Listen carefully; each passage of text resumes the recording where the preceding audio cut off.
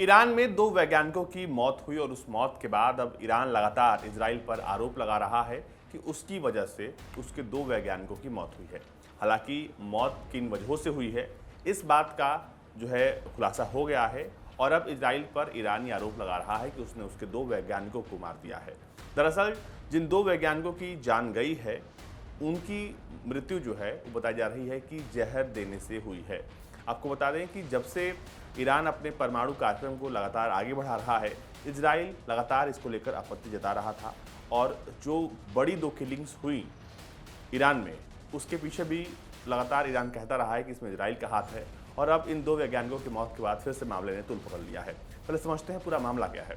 दरअसल the New York times ने एक ईरानी अधिकारी और सरकार से जुड़े दो स्रोतों का हवाला देते हुए अपनी एक रिपोर्ट में बताया है कि ईरान के वैज्ञानिक अयूब एंतजारी और कामरान अगमोलई की अलग अलग घटनाओं में मौत हुई और कहा जा रहा है कि संदिग्ध परिस्थितियों में ये मौतें इजराइल की टारगेट किलिंग का हिस्सा हैं। दोनों वैज्ञानिकों की मौत कैसे हुई, वो क्या काम करते थे और सरकार से उनके क्या संबंध थे, इसे लेकर कोई जानकारी नहीं है। दोनों ही वैज्ञानिक युवा थे और अपनी मृत्यु से पहले एकदम स्वस्थ थे। दोनों की मौत अलग अलग घटनाओं में हुई है और कहा जा रहा है कि इनकी मौतों के पीछे इजराइल का हाथ है। इजराइल लगातार उन वैज्ञानिकों को निशाना बना रहा है जो परमाणु कार्यक्रम को आगे बढ़ाने में मदद कर रहे हैं सरकार की, लेकिन ये इनका क्या रोल था इन दोनों वैज्ञानिकों का, इसको लेकर कोई भी जानकारी अब तक बाहर नहीं आई है। 35 साल के इंतजारी यज्द शहर में एक डिनर पार्टी में शामिल हुए थे। डिनर के बाद वो बीमार हुए और 31 मई को उन्होंने दम तोड़ दिया। बताया गया कि डिनर पार्टी का मेजबान गायब है और पुलिस अधिकारी उसकी तलाश कर रहे हैं। ब्रिटेन स्थित ईरान इंटरनेशनल ने पहले बताया था कि एक परिचित ने जानबूझकर इंतजारी को जहर दिया था और डिनर पार्टी का होस्ट विदेश भाग गया था। इंतजारी कथित तौर पर यज़्द में एक अनुसंधान और विकास केंद्र में काम करते थे। कहा जा रहा है कि वो मिसाइलों और ड्रोन बनाने का काम करते थे, लेकिन सरकार के लिए क्या काम करते थे इसकी कोई जानकारी नहीं है। उनकी मौत के बाद यज़्द के गवर्नर ने उनके परिवार को एक लेटर भेजा जिसमें उन्हें शहीद बताया गया। इससे साबित होता है कि ईरानी वैज्ञानिक देश की सेवा करते हुए दुश्मन देश के हाथों मारे गए। इसकी एक तस्वीर भी सामने आई है जिसमें स्थानीय अधिकारियों ने उनके घर पर शोक व्यक्त करते हुए देखा गया। यज़्द राज्य की तरफ से बाद में कहा गया कि शहीद शब्द का इस्तेमाल एक गलती थी।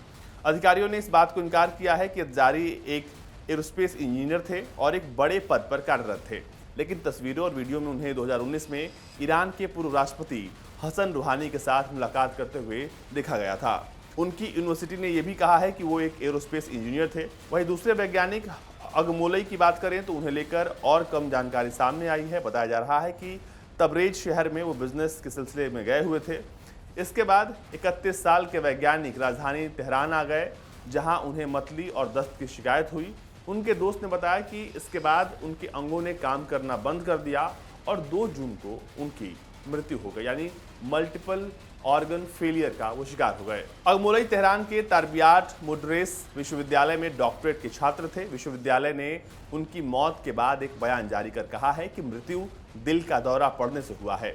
इसके अलावा उनकी मौत को लेकर कोई और आधिकारिक बयान सामने नहीं आया है। द न्यूयॉर्क टाइम्स की रिपोर्ट कहती है कि हिब्रू मीडिया और ईरान के बाहर स्थित कुछ फारसी समाचार आउटलेट्स ने कहा है कि अगमोलई ईरान के नटांज परमाणु सेंटर में काम करते थे। हालांकि उनके दोस्तों ने इस बात से इनकार किया है।